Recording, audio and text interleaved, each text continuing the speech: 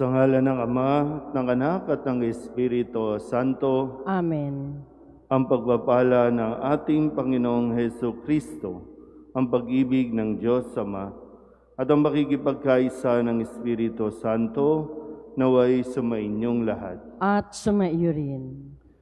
Tayo po ay nasa ikawalong linggo sa karaniwang panahon.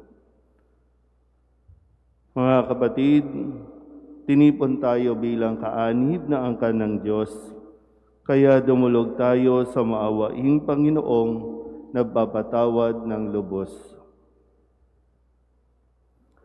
Sinugong tagapagpagaling sa mga nagsisisi, Panginoon, kaawaan mo kami. Panginoon, kaawaan mo kami. Dumating na tagapag-anyayang mga makasalanay magsisi, Kristo, kaawaan mo kami. Kristo, kaawaan mo kami. Nakaluklok ka sa kanan ng Diyos Ama para ipamagitan kami. Panginoon, kaawaan mo kami. Panginoon, kaawaan mo kami. Kaawaan tayo ng makapangyarihang Diyos, patawarin tayo sa ating mga kasalanan, at patnubayan tayo sa buhay na walang hanggan. Amen.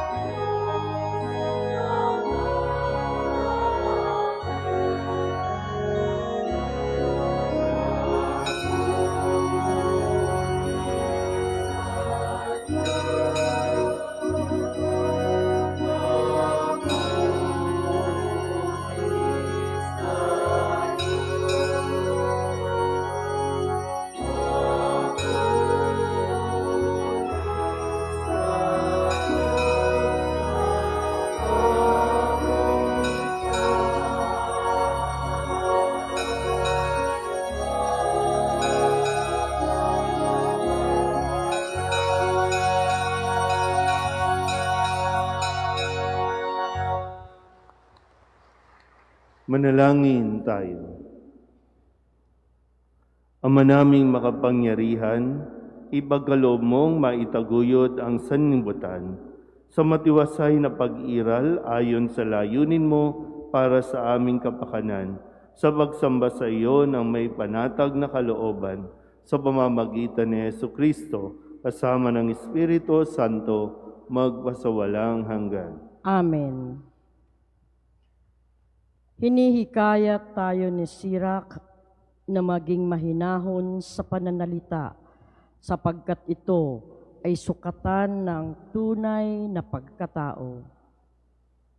Pagbasa mula sa aklat ni Sirach. Pag nililig mo ang bistay, maiiwan ang magaspang. Pag ang tao'y nagsalita, kapintasay lumilitaw. Ang gawa ng magpapalayok ay sa hurno na susubok. Ang pagkatao ng sinumay makikita sa usapan. Sa bunga ng punong kahoy, nakikilala ang ginagawang pag-aalaga. Sa pangungusap ng isang tao, damdamin niya'y nahahalata. Huwag mo nang pupurihin ang isang tao hanggang hindi nakapagsasalita, sapagkat doon mo pa makikilala ang tunay niyang puso't diwa. Ang salita ng Diyos. Salamat sa Diyos. Totoong kalugod-lugod ang magpasalamat sa Diyos. Totoong kalugod-lugod ang magpasalamat sa Diyos. Ang magpasalamat sa Panginoon Diyos ay mabuting bagay. Umawit na lagi, purihin ang ngalang kataas-taasan. Pag-ibig niyang wagas ay dapat ihayag kung bukang liwayway. Pagsapit ng gabi, ang katapatan niya'y ihayag din naman. Totoong kalugod-lugod ang magpasalamat sa Diyos. Katulad ng palma, ang taong matuwid, tatatag ang buhay, parang mga sedro.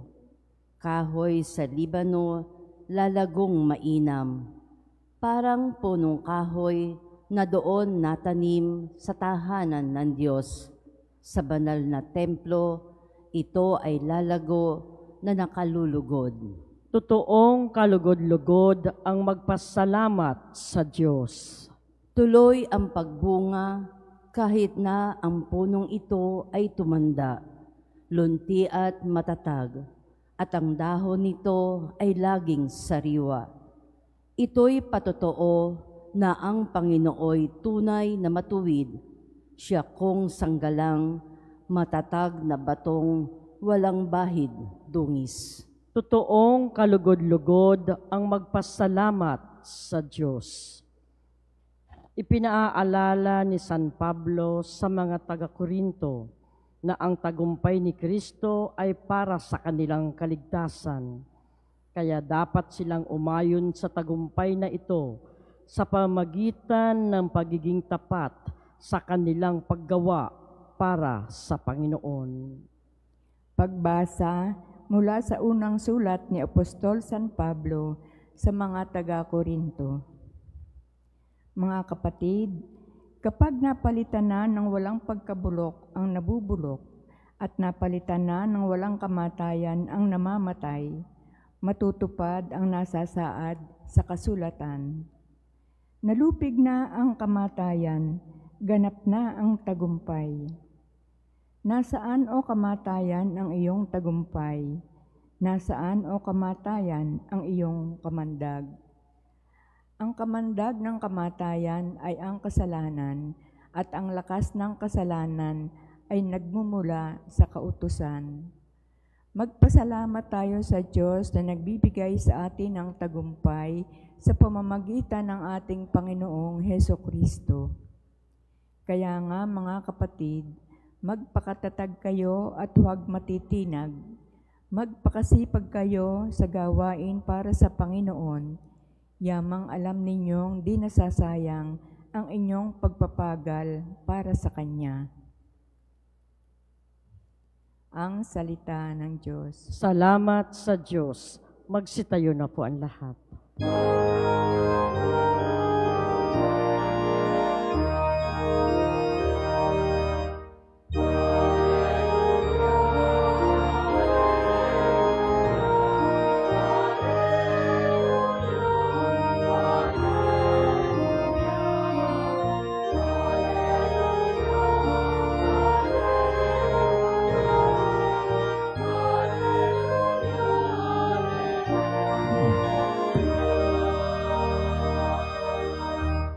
Sa daigdig ay laganap, liwanag na sumisikat, salitang buhay ng lahat.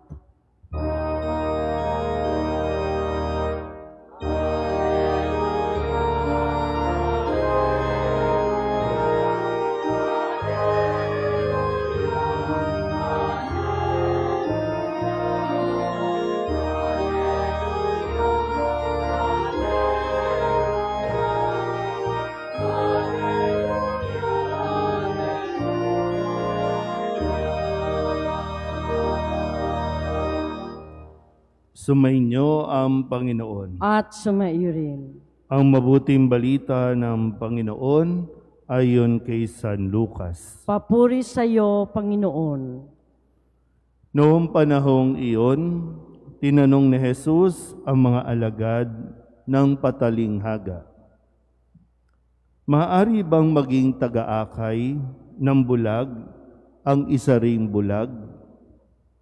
Kapwa sila mahuhulog sa hukay kapag ginawa ang gayon.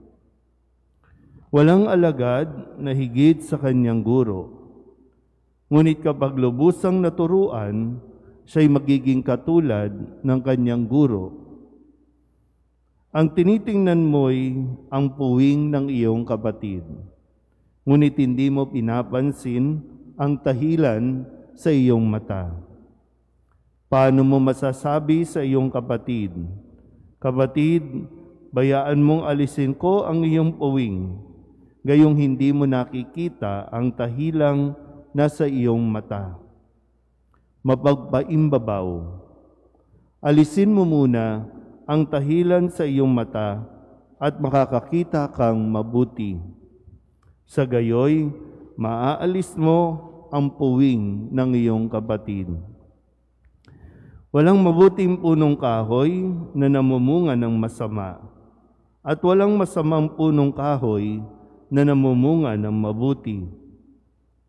Nakikilala ang bawat punong kahoy sa pamamagitan ng kanyang bunga, sapagkat hindi nakapipitas ng igos sa puno ng aroma, at di rin nakapipitas ng ubas sa puno ng dawag. Ang mabuting tao ay nakapagdudulot ng mabuti, sapagkat tigib ng kabutihan ang kanyang puso. Ang masamang tao ay nakapagdudulot ng masama, sapagkat puno ng kasamaan ang kanyang puso. Sapagkat kung ano ang bukang bibig, siyang laman ng dibdib. Ang mabuting balita ng Panginoon. Pinupuri ka namin, Panginoong Heso Kristo. Isang magandang umaga po sa inyong lahat. Ngayon po ay unang linggo para sa buwan ng Marso at tayo po ay nasa ikawalong linggo sa karaniwang panahon. Noong nakalipas na linggo, pinaalala sa atin kung ano ang dapat nating maging pag-uugali, kung ano ang dapat natin maging pagkilos kung sakaling mayroong mga taong gumagawa ng masama sa atin. Sabi nga po, kapag sinampal ka sa kabila, ibigay mo pa ang kabila. Kaya ba? Sa tingin niyo ba, meron na bang nakagawa nito o nasubukan man lamang? Sabi pa, ano ang dapat gawin sa mga kaaway? Di ba sabi, ipanalangin sila, ipagdasal sila. Hindi sinabi ni Jesus, labanan mo sila. ang nilalabanan natin ay yung tukso. Ang nilalabanan natin ay ang demonyo, hindi ang ating kapwa. Pero yun nga yung paalala, no? Huwag kang mang-away. Huwag kang gumawa ng mga bagay na ikasasakit ng kapwa, lalong-lalo na huwag mong gawin sa iba ang ayaw mong gawin nila sa iyo. Kaya ngayong linggong ito, muli ang paalala sa atin ni Jesus para mas maging maayos ang ating pakikitungo sa ating kapwa dahil hindi maiiwasan na habang naririto tayo sa mundong ito, makikisalamuha tayo. Sa ayaw at sa gusto mo, mayroon kang makakasalamuhang ibang tao. At sa panahon nating ito, no, lalo pa na umiinit, no, ang papalapit na kampanya, eleksyon, nakakarinding marinig mula sa mga matataas na tao sa lipunan. May mga pwesto, may mga karangalan, may mga natapos naman, may mga nakapag-aral naman. Pero ang mga lumalabas sa bibig, hindi, para bang hindi, ano yung ang tawag natin doon? Walang edukasyon. Napansin niyo po ba? Pag napapanood natin sa social media, sa TV, kaya maganda, no? Sabi, huwag mo munang husgahan ng tao hanggat hindi mo naririnig paano siya magsalita. Di ba sabi sa unang pagbasa? Yung bang pagtahimik, ang tahimik niya, parang ang bait niya. Pero pag nagsalita na, puro mura, puro paninira, pamimintas ang naririnig natin. Pero ito nga, no, sa atin, tayo ba, ginagawa ba nating normal ang ganitong pag-uugali? Parang sinasanay natin, no, na araw-araw na lang, okay lang yan. Dati kapag ang bata po, no, kapag ang bata, nung tayo ay bata pa, kapag may narinig lang na hindi magandang lumabas sa bibig natin, katulad ng mura, di ba minsan pinapalo yung labi? Para malaman natin, oops, mali yan, bad yan. Mag-sorry ka. Di ba ganun ang, ngayon, anong lumalabas sa mga bibig natin? Anong lumalabas sa mga bibig ng mga bata? Namimimik nila kung sino yung madalas na nagbibitaw ng salita sa kanila. Sino bang kasama nila? Di ba tayo din? Ikaw din? Na parang sinasabi din sa atin ngayon, no, na bago natin husgahan ang ibang tao, ayon sa kanyang katayuan, anyo, pananalita, ang magandang paalala, suriin mo muna ang iyong sarili. Humarap ka muna sa salamin. Ikaw muna. Paano ka ba makipag-usap? Paano ka ba makitungo? Bago mo ibida ang iyong sarili, no, dahil sa kalaunan, sa kakabida mo sa iyong sarili, ikaw ang nagmumukhang ewan, no? Lahat ng sinasabi natin sa ating kapwa na paninira, na hindi maganda, bumabalik lang lahat sa atin. Tayo lang din ang napapahiya. Pero yun nga po, no? Taong simbahan tayo. Madalas tayong nasa simbahan. Marami sa inyo talagang masipag gumising na madaling araw para lamang makapagsimba sa unang misa natin dito sa ating parokya. At ang inaasahan na tayo ay hindi magiging padalos-dalos sa ating paghusga sa ating kapwa. Mag-ingat din naman tayo sa mga binibitawan nating mga salita. Dahil kapag nabitawan na, may nasisira na tayo na tao. At hindi lang sila ang nasisira, pati sarili natin, sinisira natin. Kung nagiging masaya ka at kaligayahan mo ang manira, ang mamuna, mag-isip-isip ka. Baka may sapak ka sa utak. Baka talagang nakakalimutan mo at hindi mo na alam talaga kung ano ang iyong pinagsasasabi. Pero hindi po yun nakakabuti, ha? Hindi yun magdudulot sa atin ng kaligayahan. At huwag nawa nating gawing bisyo ang manita ng manita at matapos makalimutan nating tingnan kung ano at sino tayo nagiging, lalong-lalo na sa ating sarili. Amen? Ipahayag natin ang ating pananampalataya. Sumasampalataya ako sa Diyos amang makapangyarihan sa lahat, na may gawa ng langit at lupa. Sumasampalataya ako kay Kristo, iisang anak ng Diyos, Panginoon nating lahat. Nagkatawang tao, siya lalang ng Espiritu Santo. Pinanganak ni Santa Maria Birhen, pinagpakasakit ni Poncio Pilato, pinako sa krus, namatay, inilibing. Nanaog sa kinaroroonan ng mga yumao. Nang maikatlong araw, nabuhay na mag-uli, umakyat sa langit, naluluklok sa kanan ng Diyos amang makapangyarihan sa lahat. Doon magmumulang paririto at huhukom sa nangabubuhay at nangamamatay na tao.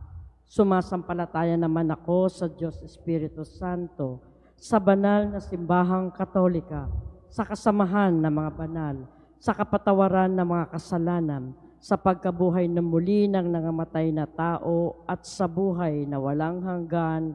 Amen.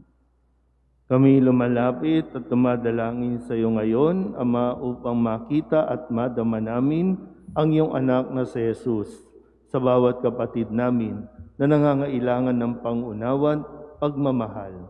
Buong kababaang loob nat kaming dumudulog. Panginoon, dinggin mo ang aming panalangin. Panginoon, dinggin mo ang aming panalangin. Maging tunay na lingkod at pastol nawa ang aming Santo Papa, mga obispo, pari at diakono upang maakay nila ang bawat binyagan tungo sa Diyos sa pamamagitan ng kanilang pag-unawa at pakikinig. Manalangin tayo. Panginoon, dinggin mo ang aming panalangin. Maging mabuting tagapagtaguyod nawa ang mga lingkod bayan ng talento at potensyal ng bawat mamamayan tungo sa pag-unlad ng mga pamayanan.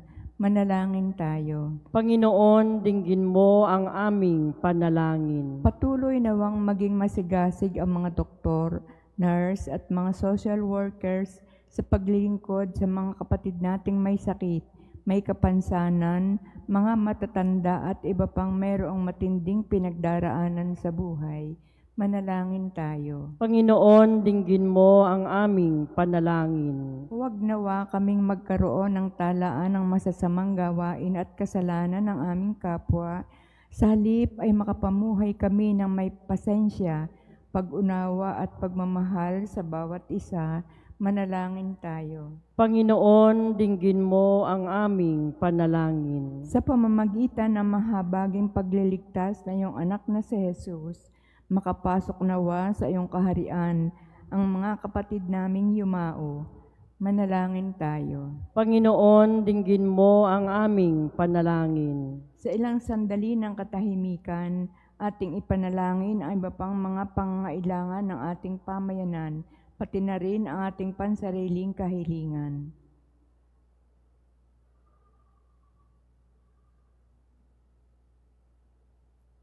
Manalangin tayo. Panginoon, dinggin mo ang aming panalangin.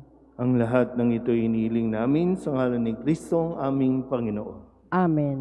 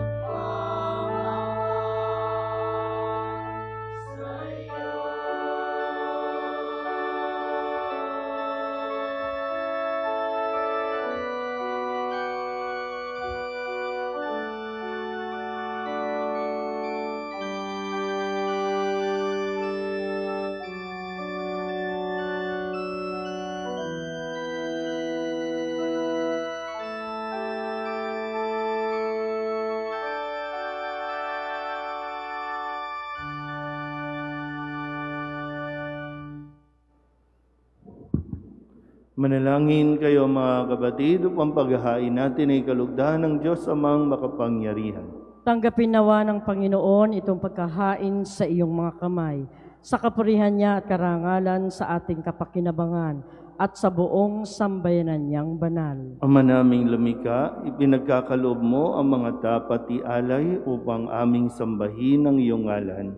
Kaawaan mo kami at pagbigyan upang ang iyong kaloob para kami makapaghain ay mapakinabangan bilang pagpapala mo sa amin sa pamamagitan ni Jesucristo kasama ng Espiritu Santo, magpasawalang hanggan. Amen. Sumainyo ang Panginoon. At sumaiyo rin. Itaas sa Diyos ang inyong puso at diwa. Tinaas na namin sa Panginoon. Pasalamatan natin ang Panginoong ating Diyos. Marapat na siya ay pasalamatan. Ama naming makapangyarihan, tunay nga marapat na ikaw ay aming pasalamatan sa pamamagitan ni Jesucristo na aming Panginoon. Siya ang salitang katuwang mo at kapiling mong ang lahat ng umiiral ay iyong likain. Siya'y sinugo mo para kami sa gipit palayain, kaya't siya'y kinalinga ng mahal na Birhen na naging kanyang inang totoo sa kapangyarihan ng Espiritu Santo. Inako niyang sundin ang loob mo at kamti ng sambayan ng banal para sa iyo. Pinagtiisan niyang iunat sa krus ang kanyang mga kamay upang magwakas ang kamatayan at mahayag ang pagkabuhay. Kaya kaysa ng mga anghel na nagsisiawit ng papuri sa iyo na walang humpay sa kalangitan, kami nagbubunyi sa iyong kadakilaan.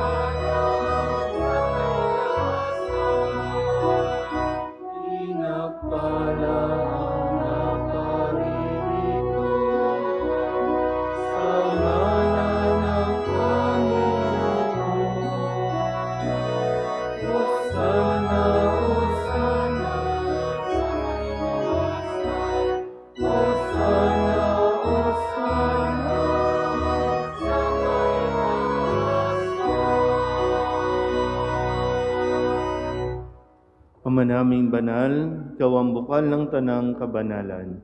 Kaya't sa pamamagitan ng iyong Espiritu, gawin mong banal ang kaloob na ito upang para sa aming maging katawan at dugo ng aming Panginoong Heso Kristo. Bago niya pinagtiis ang kusang loob na maging handog, hinawakan niya ang tinapay, pinasalamatan kaniya, pinaghati-hati niya iyon, iniabot sa kanyang mga alagad at sinabi, "Tanggapin ninyong lahat ito at kanin, ito ang aking katawan na ihahandog para sa inyo."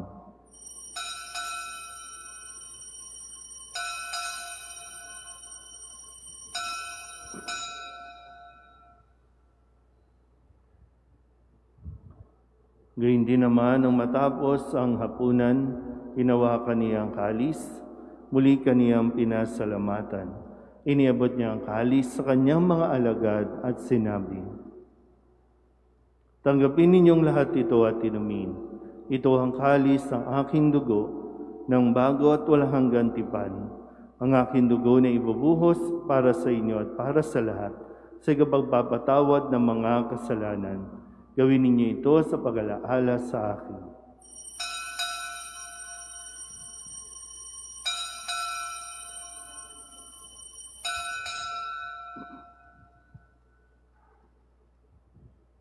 Ipagbunyi natin ang misteryo ng pananampalataya.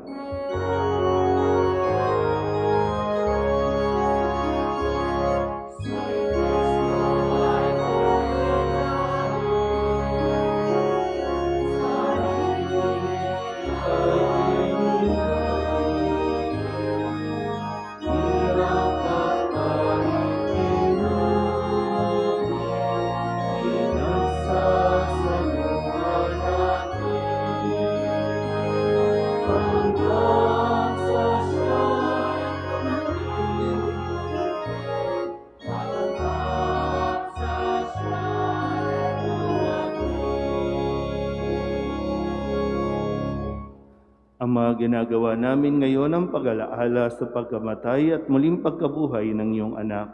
Kaya tiniaalay namin sa iyo ang tinapay na nagbibigay buhay at ang kalis sa nagkakaloob ng kaligtasan. Kami nagpapasalamat dahil kami iyong minarapat na tumayo sa harap mo para maglingkod sa iyo. Isinasamo namin kami magsasalo-salo sa katawan at dugo ni Kristo ay mabuklod sa pagkakaisa sa pamamagitan ng Espiritu Santo. Ama, lingapin mo ang iyong simbahang laganap sa buong daigdig. Puspusin mo kami sa pag-ibig kay San Francisco na aming Papa at ni Jose na aming Obispo at ng Tanang Kaparian. Alalahanin mo rin ang mga kapatid naming nahimlay na may pag-asang sila'y muling mabubuhay, gayon din ang lahat ng mga pumanaw. Kawaan mo sila at patuloyin sa iyong kaliwanagan. Kawaan mo at pagindapating kaming lahat na makasalo sa iyong buhay na walang wakas. Kaysa ng mahal na Birhen Maria na ina ng Diyos, ng kabiyak ng puso niyang San Jose, kaysa ng mga apostol at ng lahat ng mga banal na namuhay dito sa daigdig na kalugod-lugod sa iyo. May pagdiwang nawa namin ang pagpupuri sa ikararangal mo sa pamamagitan ng iyong anak na aming Panginoong Hesu Kristo. Sa pamamagitan ni Kristo, kasama niya at sa Kanya, ang lahat ng parangal at papuri ay sa iyo, Diyos Amang makapangyarihan, kasama ng Espiritu Santo, magpasawalang hanggan.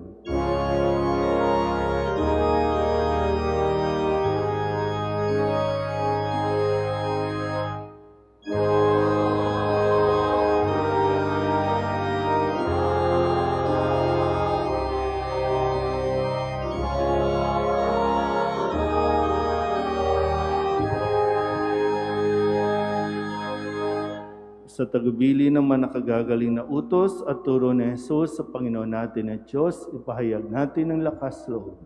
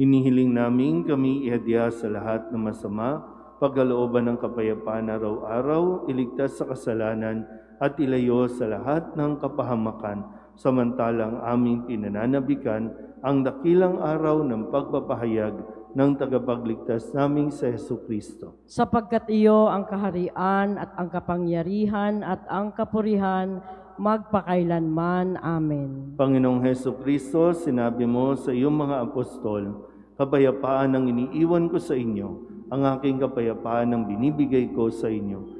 Tunghayan mo ang aming pananampalataya at huwag ang aming mga pagkakasala. Pagkalooban mo kami ng kapayapaan at pagkakaisa ayon sa iyong kalooban, kasama ng Espiritu Santo, magpasawalang hanggan. Amen. Ang kapayapaan ng Panginoon ay laging sumainyo. At sumaiyo rin. Magbigayan po tayo ng kapayapaan sa isa't isa.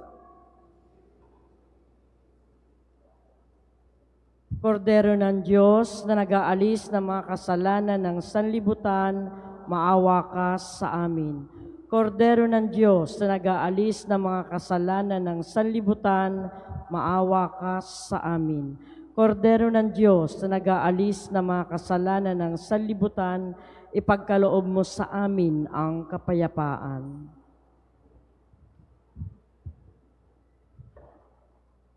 Ito ang kordero ng Diyos. Ito ang nag-aalis ng kasalanan ng sanlibutan. Mapalad ang mga inaanyayahan sa kanyang piging. Panginoon, hindi ako karapat-dapat na magpatuloy sa iyo, ngunit sa isang salita mo lamang ay gagaling na ako.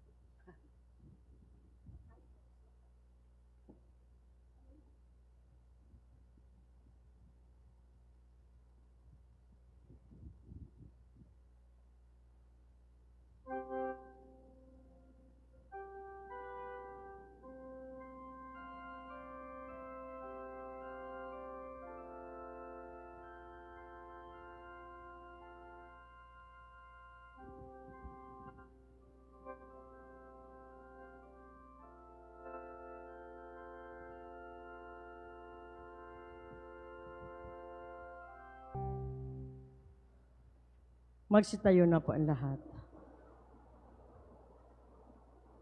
Manalangin tayo.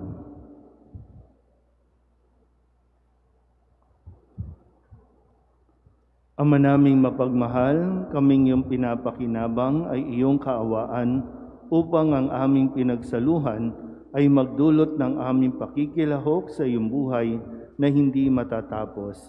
Iniluluhog namin ito sa pamamagitan ni Jesucristo, kasama ng Espiritu Santo, magpasawalang hanggan. Amen.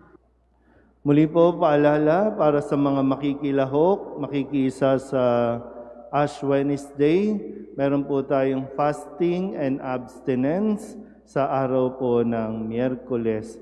Bawal po ang karne, ibig sabihin ng abstinence, bawal ang karne sa araw ng Miyerkules ng Abo, at yung fasting, magbabawas po tayo ng kain.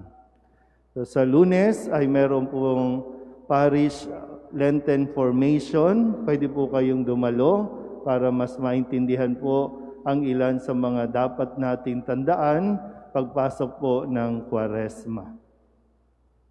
Sumainyo ang Panginoon At sumaiyo rin. at pagpalain kayo ng makapangyarihang Diyos, Ama at Anak, Espiritu Santo. Amen. Tapos ang banal na misa, humayo tayo sa kapayapaan ni Kristo. Salamat sa Diyos. Magandang umaga po.